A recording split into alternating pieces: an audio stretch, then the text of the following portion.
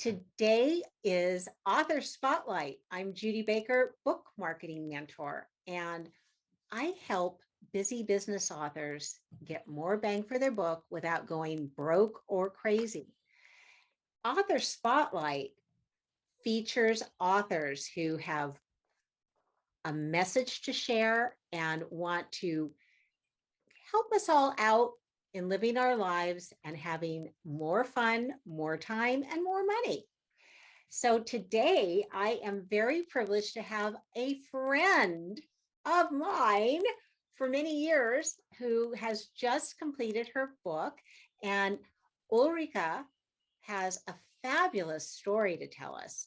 And first of all, she's going to introduce herself so that you get to know just how wonderful and interesting she is. So Ulrika, please tell the audience who you are and how you got here. Hi, Judy. Thanks for the opportunity. I come from a background in corporate. I was a business analyst, all into that world. And then I went out on my own as a coach and found that time management coaching was kind of my sweet spot where I could leverage all that business kind of savvy, organizational, structural way of thinking with personal time management. So that's how I kind of found it. And I like to say that I want to playfully do important work. Well, I know from personal experience just how much fun you are to work with and that you get things done. So I'm just so thrilled that you were able to put this together into a book so that you can reach audiences all over the world. And well, I think some people might notice that you have a little bit different phrasing. And so maybe you could just tell people where you were born and how you got here. Sure. Yeah, I'm Swedish by origin, or my mother tongue is Swedish. And I've been sort of transplanted a couple of times, lived in Switzerland for about 7 years, and been in the US now for like 20 or so. And my husband is Dutch, and my children are trilingual. So that's kind of a whole complexity behind me. Oh, that makes it a lot of fun, I'm sure. Yeah. Now, you know, Time Alchemy, how did you come up with that as your book title? I'm curious. Yeah, the book actually had a different working title for a long, long time, and it didn't kind of quite click. It didn't say, like, it didn't have that snappy, short, thought-provoking, what is this? Mm-hmm. So towards the end, I was about ready to go into final copy editing. We were working on the title, and what it means to me, what time alchemy means to me, is there is sort of a mysterious, a little magic component to time management. And I think when we can find that, and I can talk a little bit more about that, but when we can find how do we create a time management approach where we really focus on creating a rich experience of time. So that like richness of how do we live our daily lives in a way that feels rich versus managing time and trying to be on top of it and like all that rigorous, structured way. So you're really talking about when we're in our zone of genius that you're trying to get more of that into our experience. Yeah, that's absolutely one way of putting it. I think of it often like time management. We often think of what I consider kind of the middle pillar out of three, where it's the doing, it's the task management, the tactical, how do we manage all that, prioritize. But I think there's really one piece that needs to come first and one that needs to come after. And so in the book, yeah, I go through this, but the piece that comes first is this really taking some time to inquire within ourselves, what's important to me?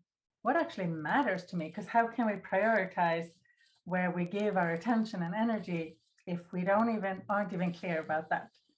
Ooh. And then there is a place for the tips and tricks and techniques when we get into action. Mhm. But then the end piece of it is to stop doing and take time to reflect.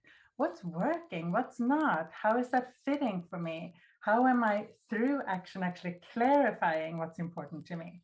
And then it sort of goes around. So we get better and better at prioritizing. We get better and better at actually saying no to things that aren't in our zone of genius and aligned with where we're headed. Oh, well, that sounds very, very juicy and applicable, especially when, well, I believe I'm right on this, but I want you to confirm it. Your audience are people like myself who are running a business. We have other activities that we love, and we're trying to have a, relationships too. And how you juggle all of that can be very challenging. Um, did the book come out of people asking you questions? Did your clients kind of direct put this together, or how did the book evolve? Yeah, I think it came more from me. Like I'm doing this myself for several years now, and it works for me. And then I Uh-huh. started sharing it with my clients, and they were like light bulbs and ahas, and like, whoa, okay, this is different. So I just got more acknowledgement that wow, this actually works. That helped me feel like, okay, I got something to write about. I got something to share. And so that's definitely fed, the motivation for getting it into a book and getting it to be just more available. I'd love for this to be something that's available to more people. So. Yeah. Well, when you picture the people that you work with, maybe you could describe that to our audience, who you love working with and who can really benefit from your experience. Right. Yeah. So it is what you're saying. Solopreneur, kind of a lot of women that I work with, but I mean, some men are very inclined as well to do a little deeper work, but it tends to be more women. But also any like women in business. So they might also be in corporate, but feeling like there's the little soul sucked and wanting to just add a little more juice and aliveness and fun into their career.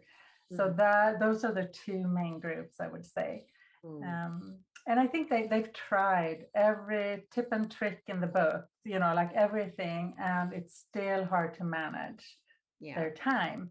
So that's why, like, we go to a little bit deeper level of, like I said, like what matters to you? Like, what if you really lived like your life the way you want to live it? Mm-hmm. How would that look like? Because Yeah. there are so many shoulds and responsibilities and things that we kind of think we can't question, maybe, but I believe we can. Oh, that really makes sense. And I think, well, one of the things that I've been noticing, I got hooked on a couple of programs that were about, life at the beginning of the 20th century and maybe the 1800s. And you think, oh, they didn't have as many things to juggle as we do. And we think we can still fit everything together. And that might work sort of for a while. And then you go, oh my gosh, there's too many plates. I'm spinning all over the Yeah. place. Um, when you were starting to write your book, did you find other books that you felt were similar or that contributed to your methodology? Because you've come up with something that's a little different. Yeah, I love reading books about all sorts of topics, but a couple of books that inspired me and kind of confirmed that why what I do works. And one of them is it's called Your Brain at Work by David Rock. And he really uses like storytelling to connect biologically, like what's happening in our brain that makes it hard to prioritize, make decisions. We get like too much in our front sort of part of the brain. We can't hold that much at the same time. So some of what a lot of what I do was just confirm that, oh, that's why it works. Wow. So that was, I've read that book several times and I'm just like, wow, this is so awesome. So I recommend that book. Uh-huh. Another one that comes to mind is Deep Work by Cal Newport. And just this, especially in this kind of life we're living, like you say, so many plates, so many things, information overload, like, opportunity overload almost, to protect time to do deep work. So we are like busy, busy, busy. And the deep work, the idea is that certain kind of work that we take on, we actually need to give it a more of a bigger chunk of time to be to stay with it, to go deeper, to allow it to kind of evolve versus ping-ponging around, on too many different things. Mm-hmm. So that idea of there's like a different time for different things. But we need to show up in a different way for certain tasks. Yeah. Yeah. Well, that makes sense. I mean, because some things you can do without having to create a whole project about it. It's just something that is easy and doesn't take a lot of consideration. But, like writing a book, you've got to say, oh, here's where I want to go, but what are the things I'm going to do and how am I going to, make the actions happen and when am I going to schedule it? And well, Yeah. let me ask that of you. Do you use a particular scheduling approach that you also reveal in your book? I do. So the thing I reveal in the book that is kind of the core of it.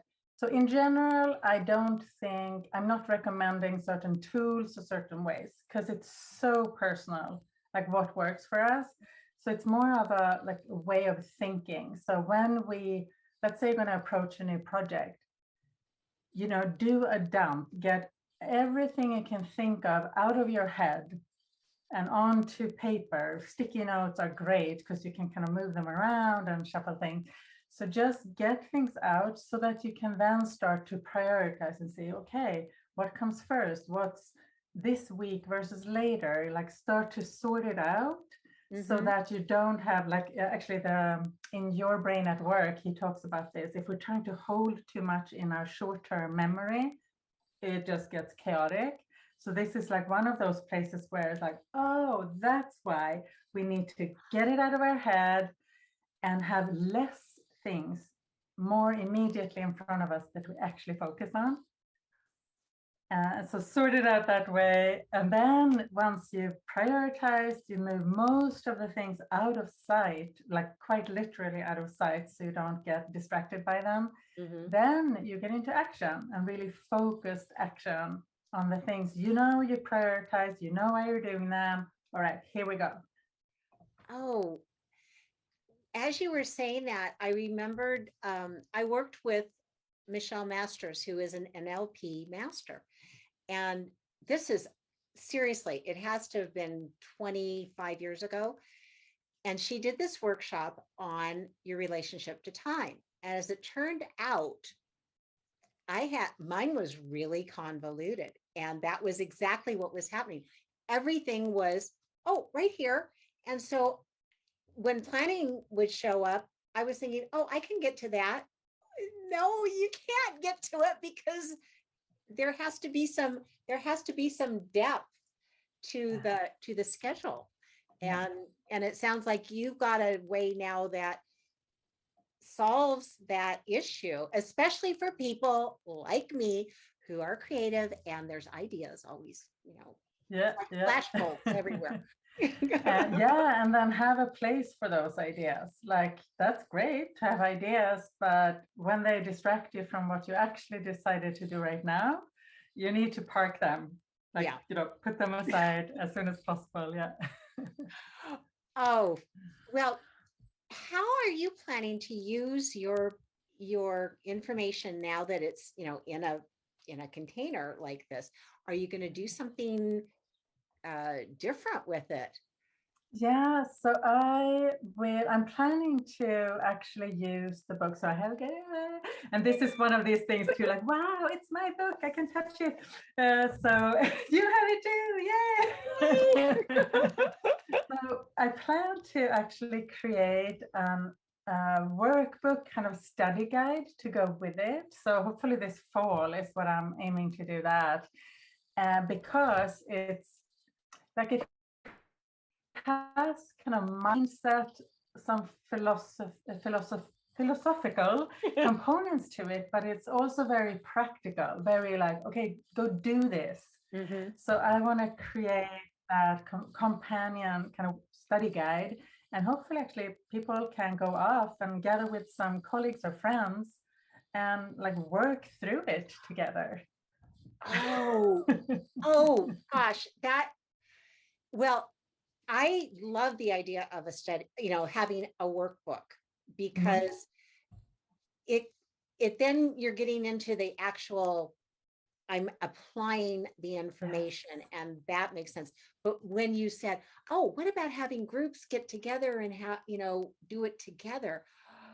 Oh, we've got to talk about this. That Yeah. that just, wow. Yeah. I felt tingles when you said that. And what's even more amazing, I was watching a webinar that lulu.com did this morning about, oh, here's some things you can do to, enhance your brand. And one of them is doing a journal or doing a workbook. And Mhm. I've worked with other authors to create their workbooks. And if you've got a nonfiction book and you don't have a workbook, what the heck is going on? Yeah. You Right. know, because some people just need the shorthand, Mhm. and if they're like me, they don't like to write in the book, but they will write in a workbook because it's a learning It's tool. meant to do that. Yeah, yeah, yeah. Oh, And I also am all for making it so enabling. Like, I don't want to be, I don't want people to need me. So I want this to be like self guided. Go do it. Use the book. Go do it. Gather with some people. Go do it. The world will be better for it. that that is brilliant. And you know this about yourself. So, very similar to what Jim Horan did with the one-page business plan. He Mhm. said, I want to share this information, but I don't want to go traveling every 2 seconds. I don't want to be on a plane as a management consultant. I'll train you. You Mhm. go be Mhm. the coach. And, and we both know he built an empire which has continued on past his Mhm. passing, Mhm. because he created a methodology and he trained people to use it. So, oh yeah, that is brilliant. You're a smart cookie, my dear. Well, is there something we can do to help you get the message out so that you can reach the people you want to help? Yeah. Well, I actually, one kind of simple thing that I think if anyone who's listening to if you have a Goodreads account, Yes. even if you just mark Time Alchemy as want to read, so it's even at no cost to you, would actually be a benefit to me. So that's one way. And of course, I would love it if people go and get the book and give me a review. That helps a lot. So any of those? Well, that makes sense. Are you planning to go and do more speaking, or what's in your wheelhouse right now for letting people know about this? Yes, I would love to do more speaking, and my sweet spot is to speaking for relatively small groups. So maybe like 30, 40 people who really want an experiential kind of session Yeah. to, because I think it's speaking, if you don't connect the theory, fluffy stuff with something really tangible, applicable that you can use, I think it's sort of a waste of time. So I want to, yeah, groups who could benefit from that. I would love to be in touch and potentially come and speak. Well, I love that. I just absolutely love it. Well, if people want to find you, how would they do that? I think the easiest way would probably be on LinkedIn. So just Ulrika Brattemark. Last time I checked, I'm the only one. Oh, well, yeah, not like me. There's a gazillion of me's. Yeah. So Ulrika Brattemark. And then you can also go to timealchemythebook.com. And I have a free weekly newsletter that gives, when I talked about the 3 pillars, the third pillar of stopping to reflect, I give a weekly little prompt for how to reflect on your week and plan something for the coming week. That is awesome. Well, is there anything we haven't covered that you want to share with us today?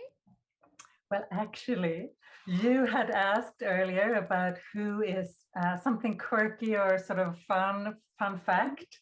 And you know this about me already, but my superhero is Pippi Longstocking.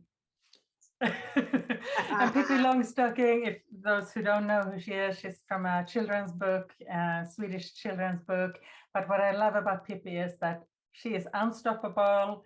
She does things her way.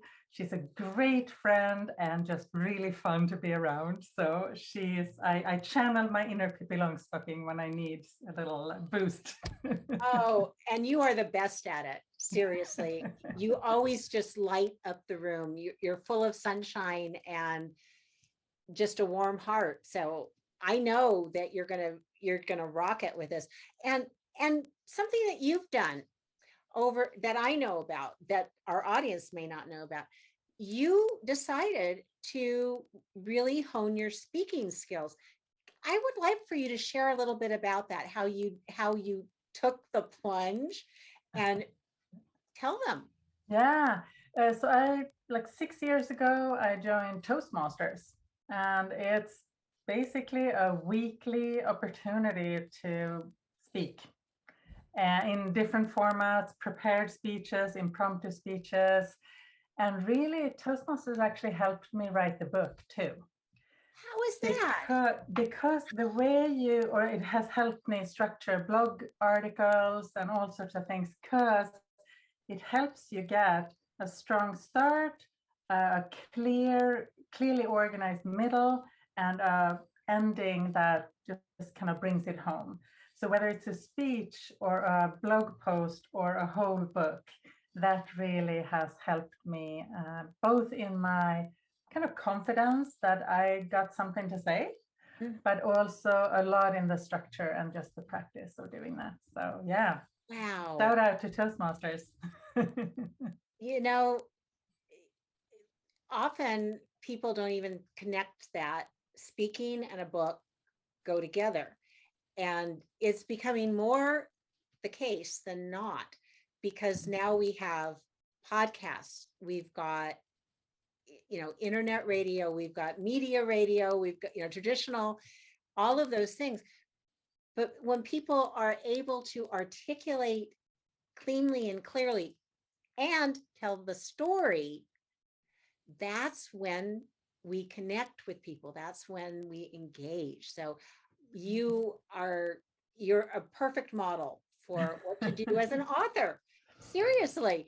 And now you're going to be able to take your show on both the virtual and the physical road to help more people understand they can embrace the way that they deal with time in a way that's helpful rather than harmful. I think that's brilliant. Well, I am so honored to, call you my friend, to call you a published author. Yes.